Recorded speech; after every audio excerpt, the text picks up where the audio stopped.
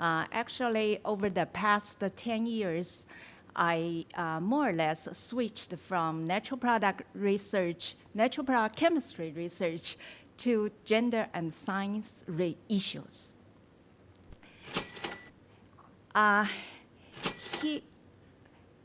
This is my first outline about the status.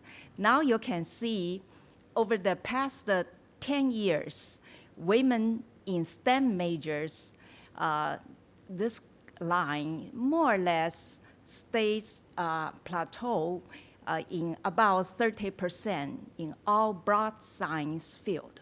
For men, the ratio is dropping almost by 10%.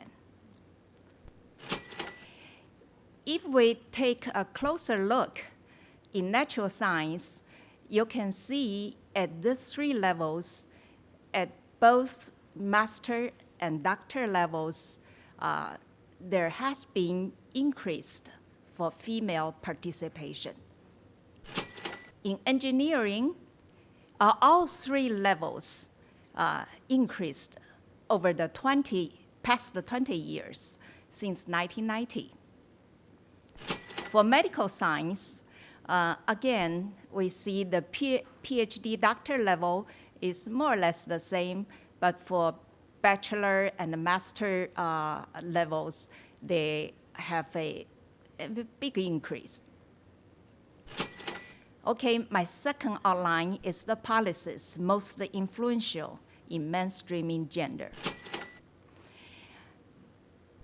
First, in 1997, a committee of women's rights promotion has been established in the highest government agency.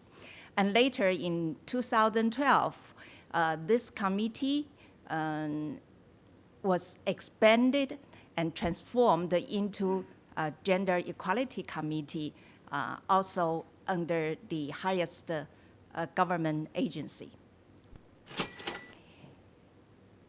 So gender mainstreaming was implemented in 2005, and a task force for gender equality has been established, required in all ministry levels government agencies.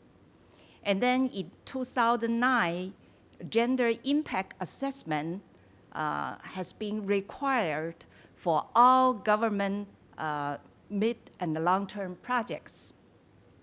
Finally, during the government reform in 2012, Gender Equality Bureau has been established also in the highest government agency.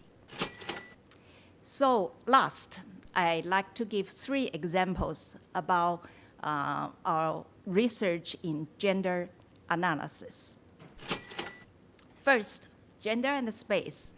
And as Professor Peng this morning mentioned, and she is somewhere in this conference. Since 1996, when she was a graduate student, she and her group already started this research and the project.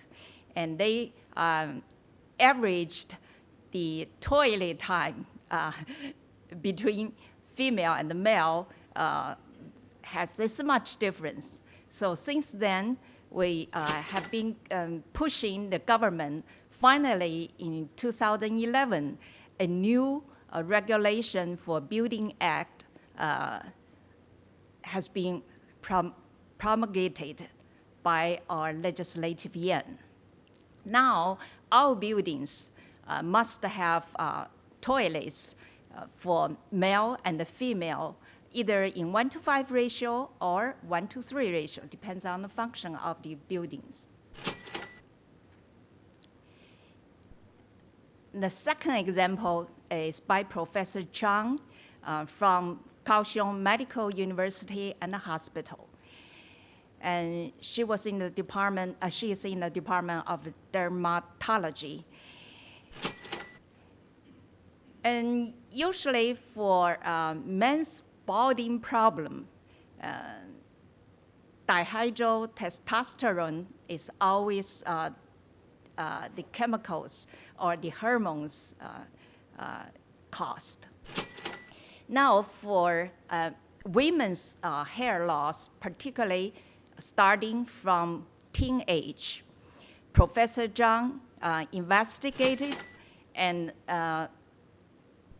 she found out actually most women are androgen independent. After treatment with iron or ferritin, the problem could be restored. The last example is about environmental issues, about the hazardous chemicals trichloroethylene or tetrachloroethylene. And this case has a long story and started in the 1970s. And then this year in April, finally, the case was announced, and the company, Radio Corporation of America, the former company, and electronic company,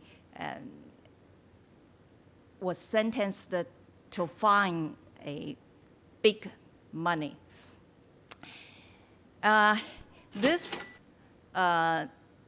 case lasted almost more than 20 years, starting from 1970s to 1990s.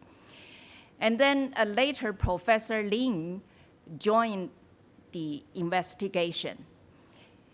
She started from a feminist perspective with gender analysis. She claimed the earlier investigation neglected women's social lives and biological differences. And I have to go quickly. And also, she mentioned the hazardous index in the earlier study actually was elevated for average men, such as the body weight, the skin surface area, and the shower time. Actually, we know because that factory was seriously polluted in the factory and also in the groundwater. And people in that small village is all affected.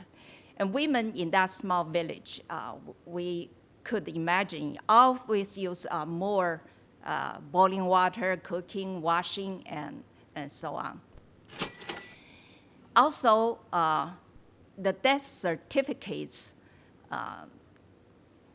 they used the death certificates for that small village.